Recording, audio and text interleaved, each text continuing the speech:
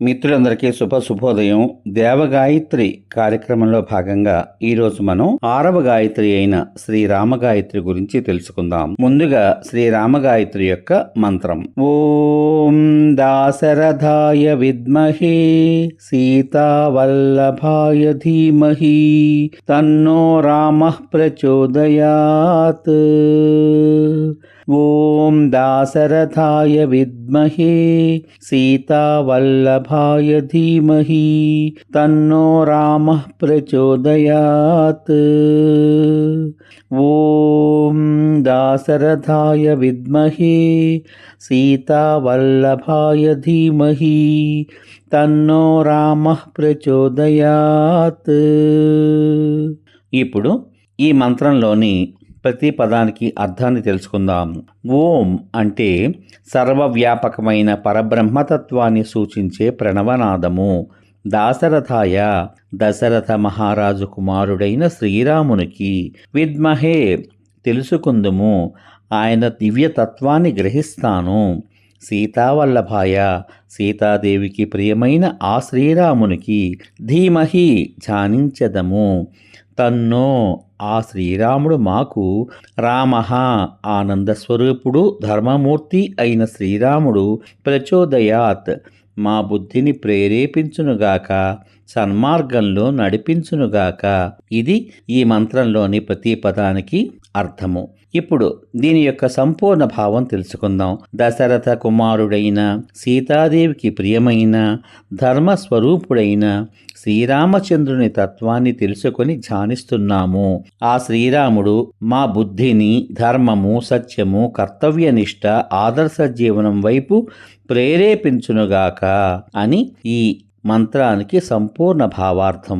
అసలు శ్రీరాముడంటే ఎవరు? శ్రీరాముడు భారతీయ సంస్కృతిలో కేవలం ఒక పురాణ ఇతిహాస నాయకుడు మాత్రమే కాదు. ఆయనను ధర్మబద్ధమైన జీవితం, సత్యనిష్ట, కర్తవ్య పాలన, ఆదర్శ నాయకత్వం, కుటుంబ బాధ్యత వంటి విలువలకు ప్రతీకగా భావిస్తారు. అందుకే శ్రీరాముని జీవితాన్ని మనం పరిశీలించినప్పుడు ఒక గొప్ప సందేశం మనకు కనిపిస్తుంది. శక్తి ఉన్నప్పుడు వినయం ఉండాలి, అధికారం ఉన్నప్పుడు ధర్మం ఉండాలి, కష్టం వచ్చినప్పుడు ధైర్యం ఉండాలి, బాధ్యత వచ్చినప్పుడు కర్తవ్య నిష్ట ఉండాలి. ఇప్పుడు ఈ రామగాయత్రి యొక్క అంతరార్థాన్ని మనం తెలుసుకుందాం. ఈ మంత్రం ద్వారా మనం కేవలం స్వామి నా కోరికలు తీర్చండి అని మాత్రమే ప్రార్థించడం కాదు, రాముని వంటి ధర్మబుద్ధిని మాకు ప్రసాదించు, సత్యం కోసం నిలబడే ధైర్యాన్ని ఇవ్వు, బాధ్యతల నుంచి పారిపోని మనస్సును ఇవ్వు, విజయం వచ్చినప్పుడు అహంకారం లేకుండా ఉండే వినయాన్ని ఇవ్వు అనేదే ఈ శ్రీరామగాయత్రి యొక్క ఆధ్యాత్మిక సారాంశంగా మనం భావించాలి. శ్రీరామతత్వంలోని ప్రధాన జీవన సూత్రాలు ఏమిటో తెలుసుకుందాం. ఇప్పుడు ధర్మాన్ని పరిస్థితులకు అనుగుణంగా వదలకూడదు. సౌకర్యంగా ఉన్నప్పుడు మంచివాడిగా ఉండడం సులభం, కష్టంలో కూడా మంచితనాన్ని నిలబెట్టుకోవడమే గొప్పతనం. మాటకు విలువ ఉండాలి. శ్రీరాముని తత్వంతో అనుసంధానించే ముఖ్యమైన గుణాలలో వాగ్దాన పాలన ఒకటి. మన జీవితంలో కూడా చెప్పిన మాట నిలబెట్టుకోవడం, ఇచ్చిన హామీని బాధ్యతగా తీసుకోవడం, సాధ్యం కాని మాటలను తొందరగా ఇవ్వకపోవడం వంటి లక్షణాలు ఎదుటివారికి మన పట్ల విశ్వాసాన్ని పెంచుతాయి. నాయకత్వం అంటే కేవలం ఆజ్ఞలు ఇవ్వడం కాదు. నిజమైన నాయకుడు ఏ విధంగా ఉంటాడో తెలుసా? ముందుగా బాధ్యత తీసుకుంటాడు, తర్వాత ఇతరులను నడిపిస్తాడు. శ్రీరామతత్వం ఆధునిక నాయకత్వానికి కూడా ఒక గొప్ప సందేశాన్ని, స్ఫూర్తిని ఇస్తుంది. శ్రీరాముని జీవితంలో కుటుంబ సంబంధాలు, బాధ్యతలు, పరస్పర గౌరవం ప్రధానంగా మనకి కనిపిస్తాయి. మన కుటుంబంలో కూడా పెద్దలను గౌరవించడం, చిన్నవారిని ప్రేమతో చూసుకోవడం, పరస్పరం బాధ్యత తీసుకోవడం, విభేదాలు వచ్చినప్పుడు సంయమనంతో పరిష్కరించుకోవడం వంటి విలువలు ఎంతో అవసరం.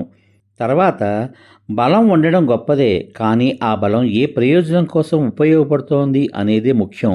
ధర్మం లేని శక్తి ప్రమాదకరం, ధర్మంతో కూడిన శక్తి రక్షణగా మారుతుంది. శ్రీరామతత్వం మనకు శక్తి, వివేకం, ధర్మం మధ్య సమతుల్యతను గుర్తు చేస్తుంది. శ్రీరాముడు ఎన్నో ఆయుధాలను ధరిస్తాడు కదా, ఆ ఆయుధాలు చెప్పే సందేశాన్ని కూడా మనం తెలుసుకుందాం. శ్రీరాముని చేతులని ధనుస్సు, బాణము కేవలం వాటిని యుద్ధానికి సంబంధించిన చిహ్నాలుగా మాత్రమే చూడాల్సిన అవసరం లేదు. ఆధ్యాత్మిక దృష్టితో చూస్తే ధనుస్సు సిద్ధతకు ప్రతీక. మన జీవితంలో ఎదురయ్యే సవాళ్లను ఎదుర్కోవడానికి మనం సిద్ధంగా ఉండాలి. బాణం ఏకాగ్రతకు ప్రతీక. ఒక లక్ష్యాన్ని ఎంచుకున్నప్పుడు మన ప్రయత్నం ఆ దిశలో మాత్రమే ఉండి దిశాబద్ధంగా ఉండాలి. లక్ష్యం ధర్మబద్ధమైన జీవితానికి ప్రతీక. విజయం కోసం మాత్రమే కాదు, మంచి లక్ష్యం కోసం కృషి చేయాలి. ఈ ఆధునిక సమాజానికి శ్రీరామ గాయత్రి ఎటువంటి సందేశాన్ని అందిస్తుందో ఇప్పుడు మనం తెలుసుకుందాం. నిజాయితీ, బాధ్యత, సహనం, మాటకు విలువ, ఇతరుల పట్ల గౌరవం. శ్రీరామతత్వాన్ని ఈ విలువలతో మనం అనుసంధానిస్తే న్యాయంగా ఉండే సమాజం, బాధ్యతతో పనిచేసే నాయకత్వం, ప్రజల సంక్షేమం, పరస్పర గౌరవం అనే ఆదర్శ భావనగా మనం అర్థం చేసుకోవచ్చు.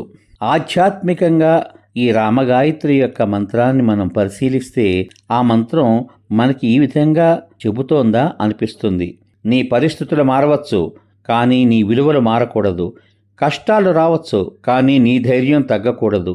విజయం రావచ్చు, కానీ నీ వినయం పోకూడదు. నీ జీవితం ధర్మబద్ధంగా సాగాలి. ఇదే శ్రీరామ గాయత్రి ద్వారా మనం ఆచరించగలిగే గొప్ప జీవన సందేశం. అలా మనం చెయ్యాలి అంటే శ్రీరామతత్వాన్ని జీవితంలో ఆచరించడానికి 5 చిన్న సంకల్పాలు చేసుకోవాలి. అవేమిటంటే, చెప్పిన మాటను తప్పకుండా నిలబెట్టుకోవాలి. ఒక కష్టమైన పనిని బాధ్యతతో పూర్తి చేయాలి. కుటుంబంలోని ప్రతి వారితో ప్రేమగా, గౌరవంగా మాట్లాడాలి. సమస్య వచ్చినప్పుడు తొందరపడి స్పందించకుండా సంయమనంతో ఆలోచించాలి. మన వల్ల ఎవరికైనా ఉపయోగపడే ఒక మంచి పని చేయాలి. ఈ మంత్రాన్ని జపించేటప్పుడు మాత్రం మనం ఎంతో ముఖ్యమైన విషయాలు ఆచరణలో పెట్టాలి. అవేమిటంటే, ఈ మంత్రాన్ని శ్రద్ధతో, సరి అయిన ఉచ్చారణతో, ఏకాగ్రతతో, ధర్మబద్ధమైన ఆచరణతో జపం చెయ్యాలి. యాంత్రికంగా జపం చేసే కంటే సత్యం, ధర్మం, బాధ్యత, వినయం వంటి విలువలను జీవితంలో ఆచరించడానికి ప్రయత్నించే విధంగా మనం ఈ మంత్రాన్ని ఆధ్యాత్మిక సాధనగా భావించి జపించాలి. శ్రీరామ గాయత్రి యొక్క అతి ముఖ్యమైన సారాంశం ఏమిటో తెలుసా?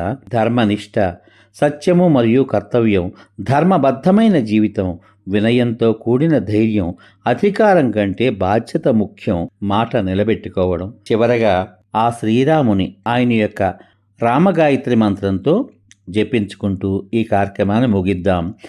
ఓం దాశరథాయ విద్మహే సీతావల్లభాయ ధీమహి తన్నో రామః ప్రచోదయాత్.